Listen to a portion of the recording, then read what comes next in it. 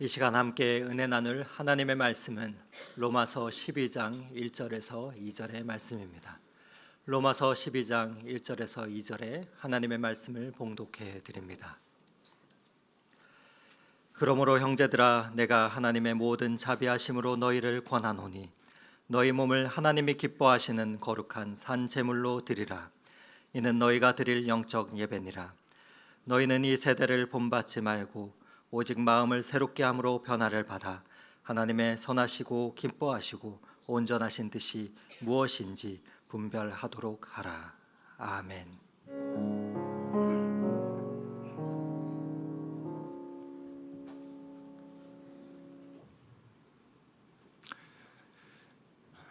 네, 잘 지내셨죠? 네, 함께 예배해서 너무 좋습니다. 또 가정에서 각각의 처소에서 온라인으로 함께 예배 참여하시는 분들에게도 하나님의 은혜와 평강이 함께하기를 소망합니다. 오늘 로마서 12장 1절과 2절에 대한 말씀을 우리가 같이 보려고 하는데, 이 말씀은 우리가 매일 묵상 중에 지금 로마서를 묵상하고 있는데 지난 수요일에 했던 그 묵상의 내용입니다.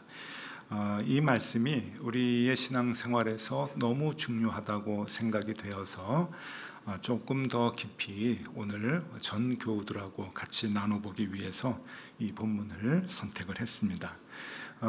교회 조금 다니셨다라고 하는 분들은 이 로마서 12장 1절에 2절의 말씀을 암송도 하고 매우 중요하게 생각도 하시는데, 이 말씀이 정말 어떤 뜻인가라고 하는 것을 우리가 같이 생각해 보려고 합니다. 그리고 우리가 이 세상에서 신앙생활하면서 살아가는데 좋은 향기가 나는 신앙생활의 기준으로 그렇게 삼으려고 합니다.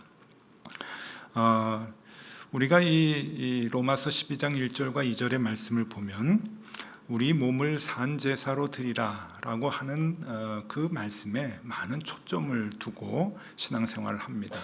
그러니까 우리의 몸을 우리가 평생 하나님께 드려야 되고, 우리의 몸을 희생해서 그렇게 하나님께 드려야 된다는 말씀으로 우리는 많이 이해하고 있습니다. 그리고 또 교회에서도 여러 봉사자들을 이제 또 요구할 때, 뽑을 때 교인들에게 우리의 몸을 산 제사로 드리는 것이 하나님이 기뻐하는 것이다 라는 이야기로 이제 교인들을 많이 가르치기도 합니다. 그런데 이 말씀이 어떤 의미로 바울이 썼는가, 로마 교인들에게 썼는가 하는 것을 알아보면 조금 우리가 이해했던 것하고는 결이 조금 다른 그런 그 말씀이라고 하는 것을 알게 됩니다. 먼저 1절 말씀을 읽어드리면요, 그러므로 형제들아, 내가 하나님의 모든 자비하심으로 너희를 권하노니 너희 몸을 하나님이 기뻐하시는 거룩한 산 제물로 드리라. 이는 너희가 드릴 영적 예배니라. 이 1절의 말씀 속에서 우리 눈에 많이 들어오는 단어들은 거룩한 산 제물, 그리고 영적 예배, 이러한 단어들을 우리가 소중하게 생각을 했습니다. 그래서 거룩한 산 제물은 어떤 것인가, 영적 예배는 무엇인가 하는 것에 대한 관심을 많이 가졌는데요. 그러나 의외로 이 1절의 말씀을 제대로 이해하기 위해서는 가장 중요한 키워드를 하나 알아야 됩니다.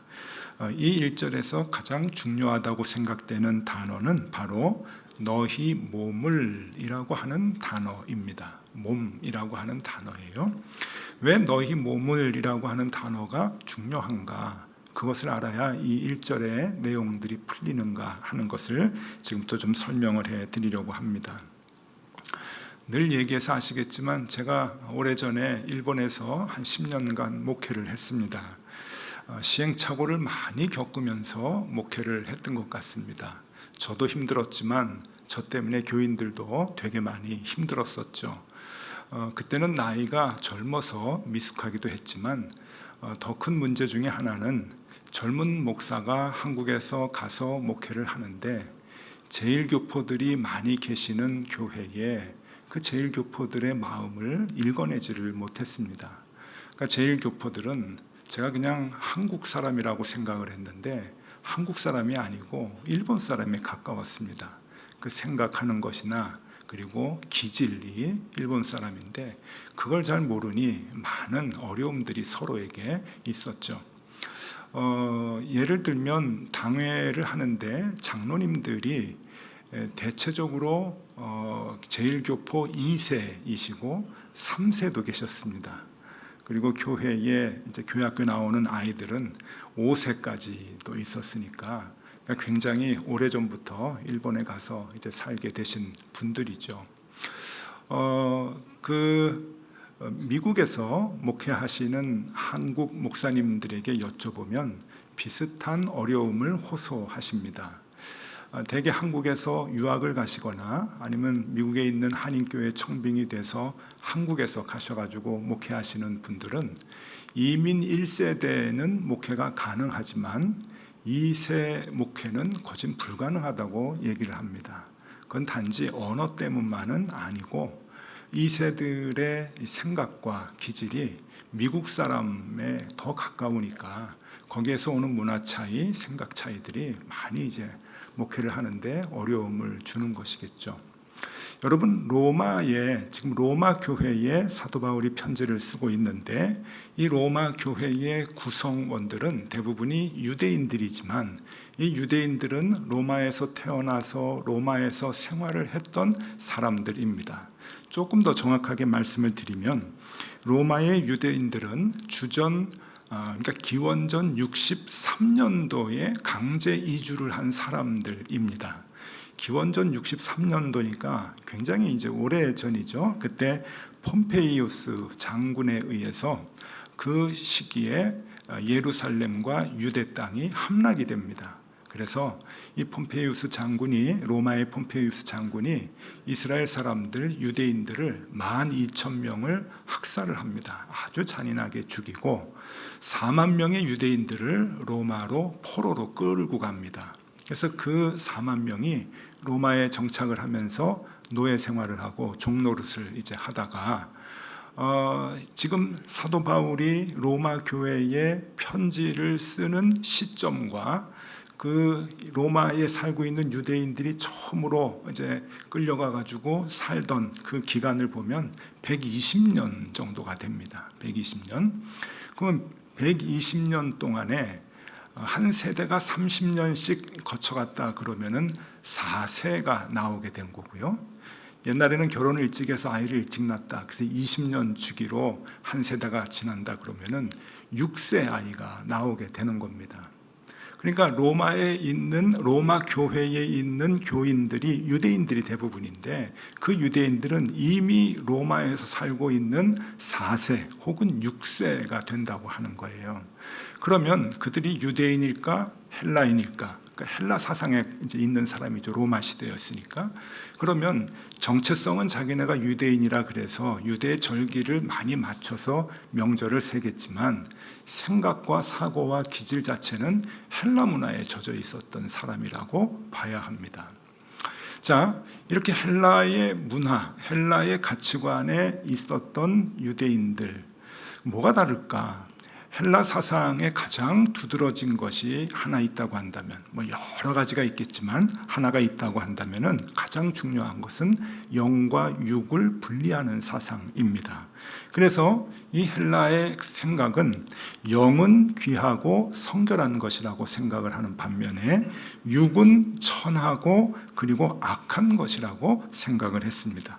그래서 이 육은 경멸해야 되고 부끄러워해야 된다라고 생각을 했죠. 우리가 그런 생각에 전혀 거부 반응을 못 느끼는 것은 유교 사상에도 그것이 조금 반영되어 있기 때문에 그렇습니다. 우리 유교 사상을 보면은 사, 농, 공, 상 해가지고 머리로 하는 일은 귀한 거고 몸으로 하는 일은 천하다고 봤죠. 근데 이 헬라의 사상은 그것보다 조금 더 심합니다. 이 생각으로 하는 것은 귀한 거고 몸으로 하는 것은 악한 것이다 라고 봤기 때문에 이제 그런 것이죠. 그런데 이런 생각을 하고 있는 사람들이 교회에 들어와서 신앙생활을 하다 보니까 그 신앙의 유형이 본질과는 많이 달라지게 됐다고 하는 겁니다. 예를 들면은 영의 것을 하나님께 드려야 된다 생각을 해서 영의 것에 많은 신경을 쓰고 그것을 소중하게 생각하는 반면에 육의 것은 하찮게 생각을 했다는 것입니다. 이런 거겠죠. 영으로 예배를 드립니다. 예배하는 모습, 또 말씀을 공부하고 깨닫는 것, 기도하는 것, 성찬에 참여하는 것, 이런 것들은 굉장히 소중히 여기는 반면에 이 육체적으로 하는 모든 일들은 천박하게 여기고 악하게 여기고 오히려 부끄럽게 여겼다고 하는 거예요. 그래서 그 당시에 교인들 속에는 어떤 얘기들이 있었는가 하면은 영적인 인간은 인간만이 구원을 얻을 수 있고 육적인 인간은 절대 구원을 받을 수 없다 라고 하는 생각까지 해서 나중에는 영지주의라고 하는 이단으로 막 빠지기도 하고 그랬습니다. 자, 몸이 하는 일을 하찮게 생각을 하고 소홀히 생각했다. 뭐 그럴 수도 있겠죠. 그게 뭐 이렇게 중요한가요? 예, 근데 여기 함정이 하나 있습니다. 몸이 하는 일을 하찮게 여기고 소홀히 하는 그 모습 속에서 문제는 몸이 범하는 죄를 가볍게 여겼다고 하는 겁니다. 이게 가장 큰 문제인 거예요. 자, 영으로 하는 행위를 우리가 범했을 때는 내가 이 죄를 범했어, 잘못했지, 그래가지고 회개를 많이 하는데, 예를 들면 예배에 한번 빠졌습니다. 내가 하나님 앞에서 이거 신앙생활 잘못하는 거지, 자책을 하고 회개를 하고 그러는데 예배 한번 빠지는데, 그런데 몸이 죄를 짓는 것에 대해서는 전혀 죄책감이 없는 거예요. 뭐 그럴 수도 있는 거지, 남들도 다 아는 거지. 그러면서 이것을 소홀히 여기는 것이 초대교회에, 특히 로마 제국 안에 있는 많은 도시들의 그 초대교회에 만연되어 있었던 문제였다고 하는 겁니다. 이것은 로마 교회도 마찬가지고 고린도 교회도 마찬가지고, 그래서 몸으로 계속 죄를 범죄하고 성적인 죄도 짓고 윤리적인 죄, 뭐 많은 죄들을 이렇게 지으면서도 그것을 크게 생각하지 않고 너무 소홀히 생각을 해서 바울은 이 문제를 너무 답답하게 생각을 했던 거예요. 그래서 고린도 교회에 보낸 편지를 보면 이 문제에 대해서 호소하듯이 바울이 가르치는 게 있습니다. 그 대목이 고린도전서 6장 19절, 20절 말씀인데 한번 눈여겨보십시오. 너희 몸은 너희가 하나님께로부터 받은 바 너희 가운데 계신 성령의 전인 줄을 알지 못하느냐. 너희는 너희 자신의 것이 아니라 값으로 산 것이 되었으니 그런즉 너희 몸으로 하나님께 영광을 돌리라. 요 이전에는 성적인 범죄를 저지르는 것을 얘기하고 있어요. 왜 너희가 창녀짓을 하느냐라고 하는 아주 구체적으로 입에 담지 못할 얘기를 바울이 하면서 마지막 부분에 너희 몸은 하나님이 주신 성령의 전이다, 성령이 머무르는 성령의 전이다라고 얘기를 하는 겁니다. 초대교회 교인들이 얼마나 몸으로 짓는 죄에 대해서 둔감한가라고 하는 것을 우리에게 보여주고 있는 대목이죠. 너희 몸은 성령이 거하시는 전이다. 자, 이러한 상황 가운데서 지금 로마 교회 교인들에게 바울은 같은 얘기를 해주고 있습니다. 너희 몸을 하나님이 기뻐하시는 거룩한 산 제물로 드려라 하는 거예요. 너희 몸을 하나님께 드려야 된다. 그러니까 이 몸을 하나님께 드린다고 하는 것은 우리가 일터에서 하나님께 영광 돌리기 위해서 일해야 된다라고 하는 이야기이며, 또 매일 반복되는 일상의 삶을 하나님 앞에서 소중히 살고 그 삶을 드려야 된다라고 하는 겁니다. 이것이 우리가 드릴 영적 예배다라고 하는 거예요. 온전한 예배다라고 하는 것이죠. 여러분, 예배가 무엇입니까? 예배는 우리가 하나님 앞에 서는 겁니다. 그리고 하나님 앞에 서는 것만이 예배가 아니라 우리의 마음이 중심에서 하나님이 나의 주인이십니다라고 하는 것을 고백을 하는 거죠.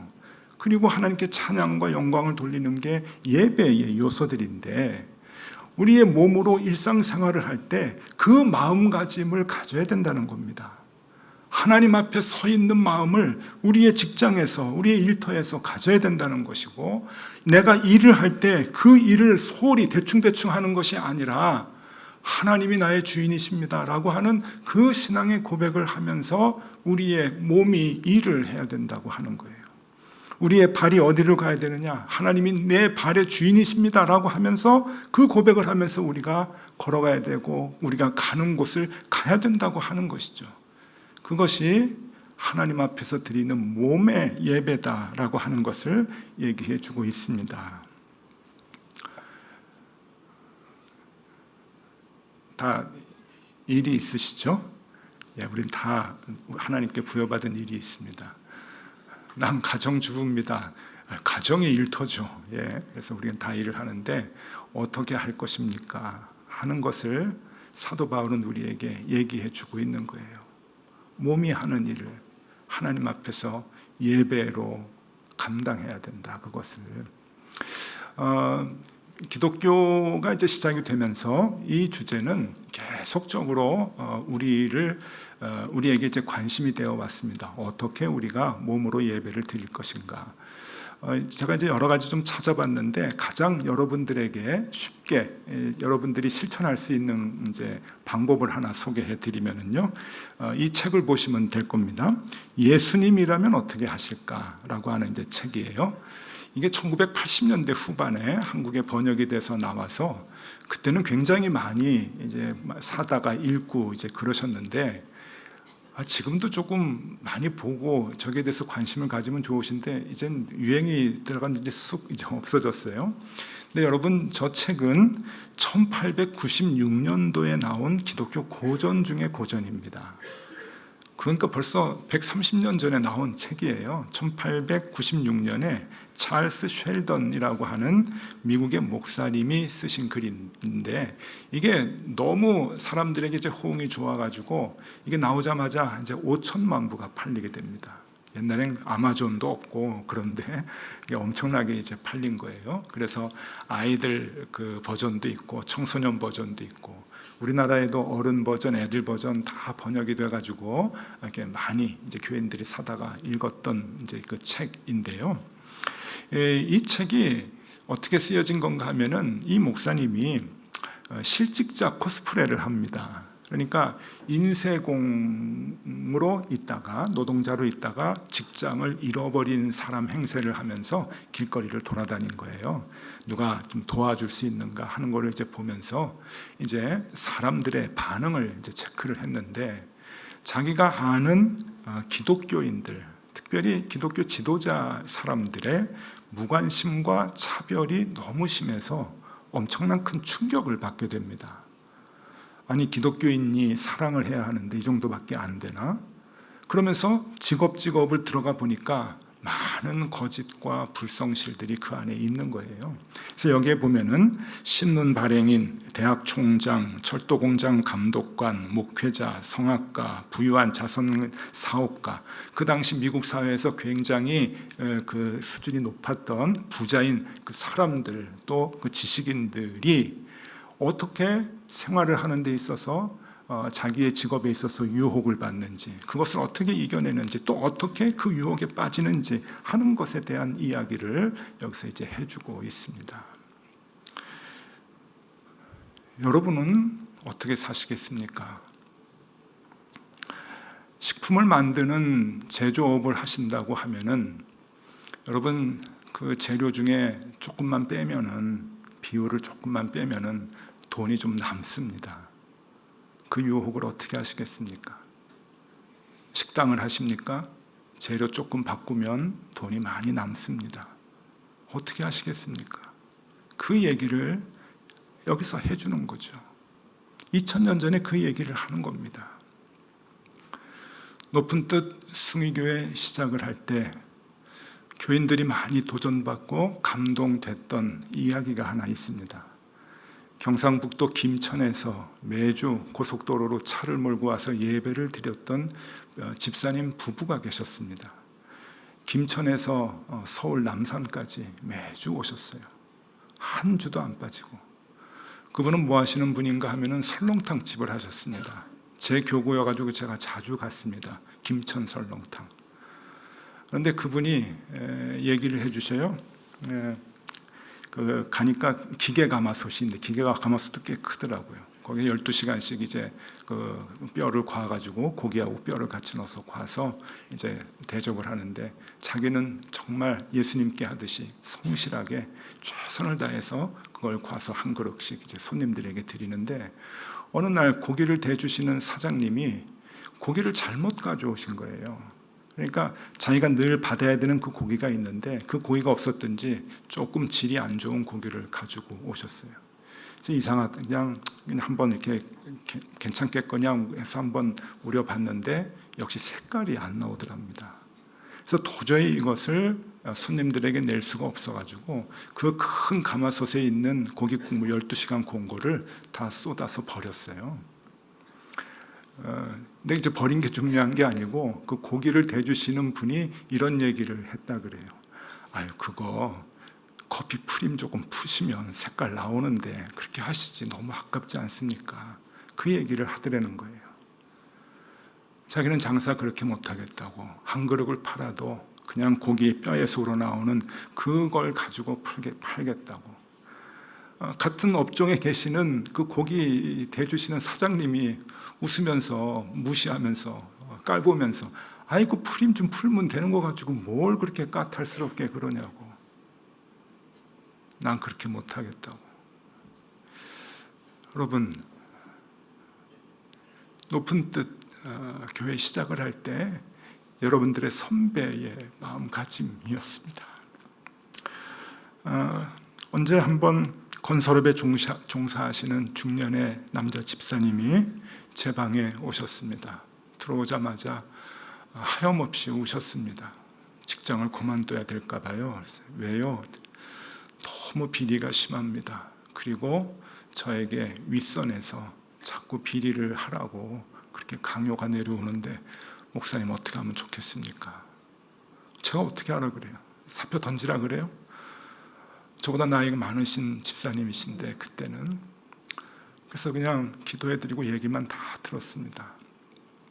얘기를 다 하고 나서 속이 후련하셨는지 나중에는 좀 농담도 하시고 그래요. 그러면서 그분이 저에게 우리 업계에 재미있는 얘기 하나 있는데 하나 들려드리겠다고, 요즘에 지옥과 천국에서 오작교 연결하는 프로젝트가 있는데 지금 진행 중이라 그래요. 그래서 아니 무슨 뚱딴지 같은 소리야, 어려움 당하시더니 정신까지 나가셨나. 그래서 이제 들어보니까 이래요. 그거 어떻게 지옥하고 천국하고 연결해요? 건설 기술이 너무 좋아가지고 지금 가능하대요, 그게요. 그런데 지옥에서 천국에서 출발해가지고 중간에서 딱 만나기로 이제 그 지점을 설정하고 이제 오고 있는데, 지금 이게 안 된다는 거예요. 그래서 왜 안 되는가 하면은, 지옥에서는 와가지고 이미 중간 지점에 다 왔는데 천국에서는 못 오고 있대요. 이유가 뭔가 하면, 천국에는 건설하는 사람이 없대요.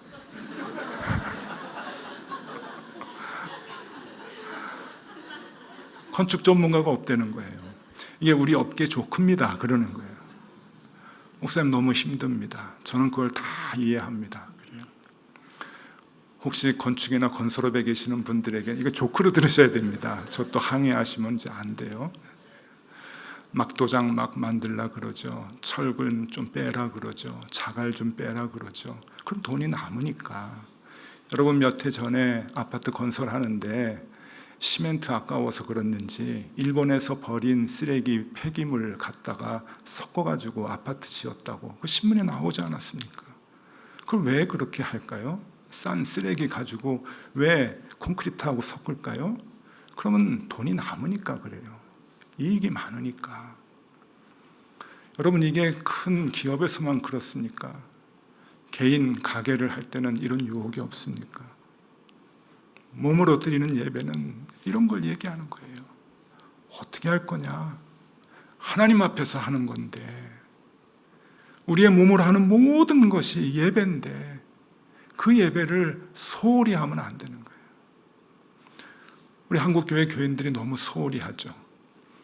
그래서 그런 것들을 주일에 나와서 예배 드리는 것만 못하다고 생각을 해요.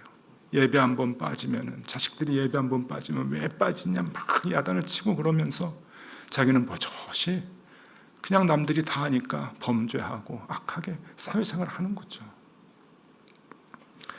얼마 전에 석계역에서 포장마차를 하면서 이제 빚진 돈 갚느라고 고생했던 젊은 부부 말씀을 드린 적이 있습니다.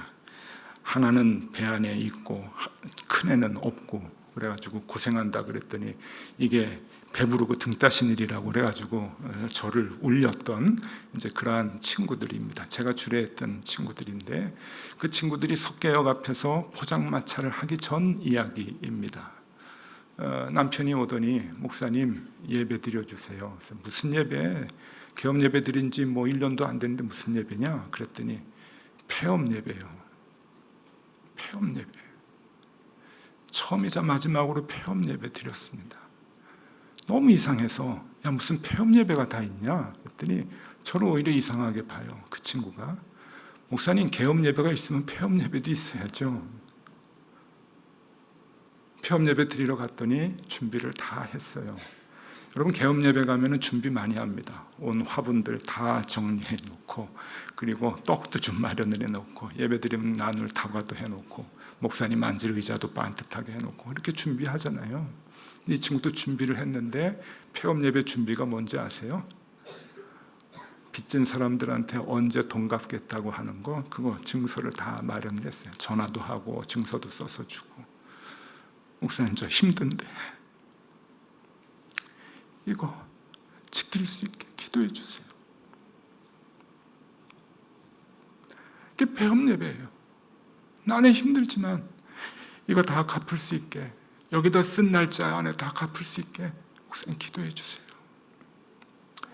기도하고 그 다음 달 이 친구 포장마차 시작을 했습니다. 몸으로 드리는 예배는 이런 거죠. 몸으로 하는 모든 일 가운데 하나님 앞에 소리가 신실하고 정직하게 해나가는 거 그게 우리가 드릴 영적 예배다라고 하는 거예요. 영적 예배. 예배 완성이라는 뜻이죠. 영적 예배는요. 우리가 그리스도인이다고 하면은 우리의 예배 생활, 말씀 보는 거, 기도하는 거, 성경 공부하면서 깨닫는 거 여러분 이런 것도 중요하지만 몸으로 하면서 우리가 하나님 앞에서 예배 드리는 것이 예배를 완성시키는 거라고 하는 거예요. 그래서 그러한 신앙생활을 우리가 해야 할 겁니다. 자, 우리 1절이 이제 해결이 됐어요. 2절 보겠습니다. 너희는 이 세대를 본받지 말고 오직 마음을 새롭게 함으로 변화를 받아 하나님의 선하시고 기뻐하시고 온전하신 뜻이 무엇인지 분별하도록 하라. 여기서 보면은 분별하는 것에 대한 관심이 많아요. 그래서 공부도 많이 하죠. 성경도 많이 보고 무엇이 하나님의 뜻인지 하나님 마음이 뭔지를 자꾸 분별을 하려고 애를 쓰는데 여러분 분별하려고 애를 쓰지 마세요. 앞에 것이 해결이 되면 뒤에 게 자동으로 해결되는 것들이 있어요. 이 원리도 마찬가지입니다. 여기서 제일 중요하게 봐야 되는 것은 새롭게 함으로라고 하는 뜻입니다. 새롭게 함으로.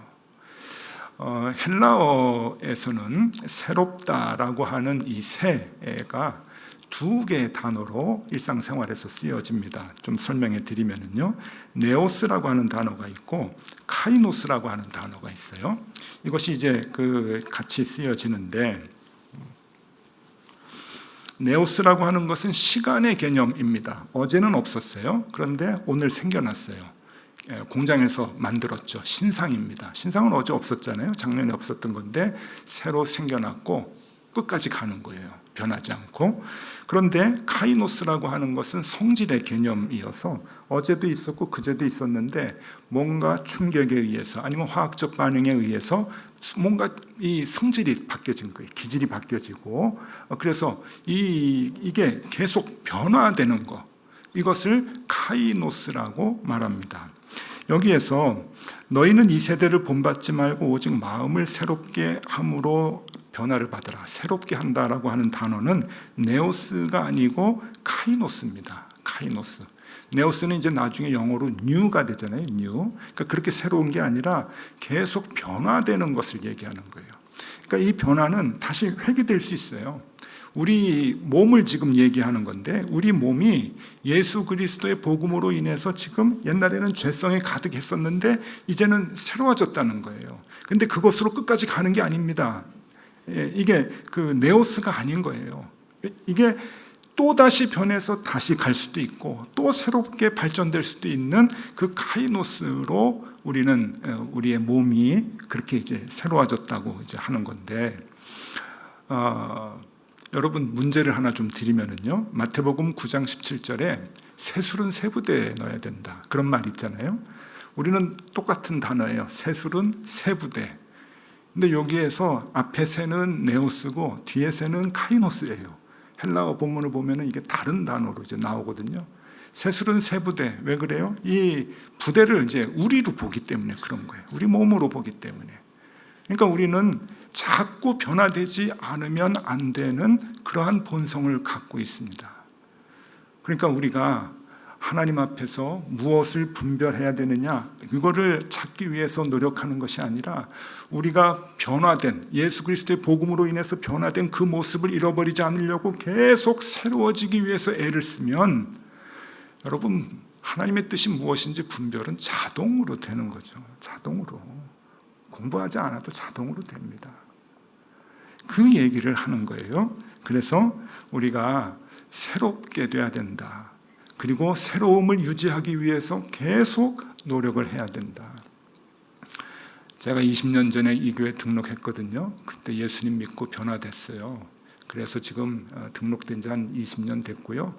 예수 믿은 지 또 어떤 분들은 뭐 40년 됐고요. 저 같은 경우에는 모태신앙이고요. 그렇게 얘기를 하는데, 여러분 그것이 우리를 구원으로 보장 못 해줍니다.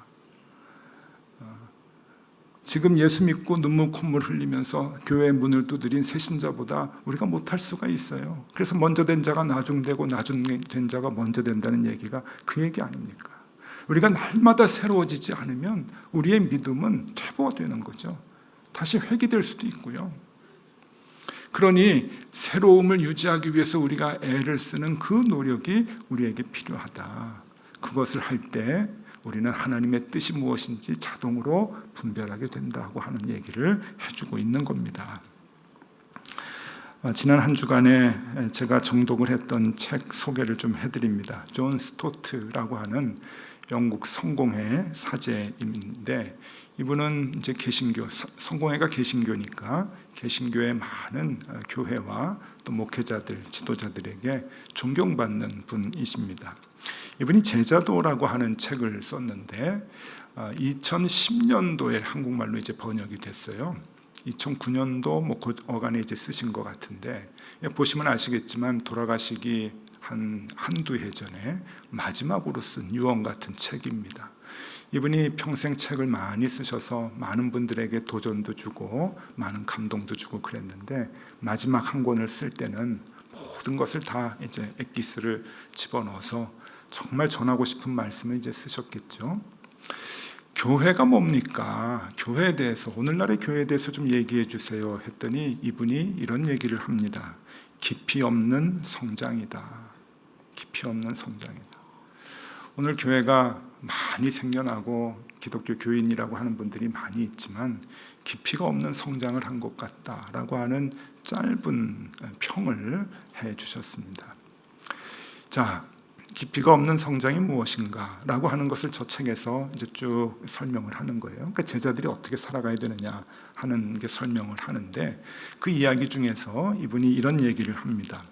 자기가 아는 어떤 그 인도의 교수님이 계시는데, 인도의 대학에 한 교수님이 계시는데, 이분은 이제 힌두교를 믿는 분이죠. 힌두인이라 그러죠. 힌두인인데 자기 제자 중에 한 사람이 기독교인이 됐답니다. 크리스찬이 된 거예요. 그래서 이제 좀 놀랬나 봐요. 내가 가르치는 제자 중에 기독교인이 이제 나왔는데, 그 기독교인에게 이 힌두인 교수가 이렇게 얘기를 했답니다. 뭐라고 얘기하냐면은, 그리스도인들이 예수 그리스도처럼 산다면 인도는 머지않아 너희의 휘하에 있을 것이다. 아주 의미 있는 얘기죠. 그리스도인들이 예수 그리스도처럼만 산다면 인도는 머지않아 너희들 휘하에 있을 것이다. 근데 이제 없다는 얘기죠. 그죠? 안타깝다는 얘기예요. 여러분, 우리 한국에 적용할 수 있는 말 아닐까요? 그리스도인들이, 한국의 교인들이 예수 그리스도처럼만 산다면 이 한국 땅은 머지않아 그리스도인들의 휘하에 있을 것이다. 휘하까지는 뭐 바라지도 않고요. 그리스도의 향기가 바라는 사회가 되겠죠.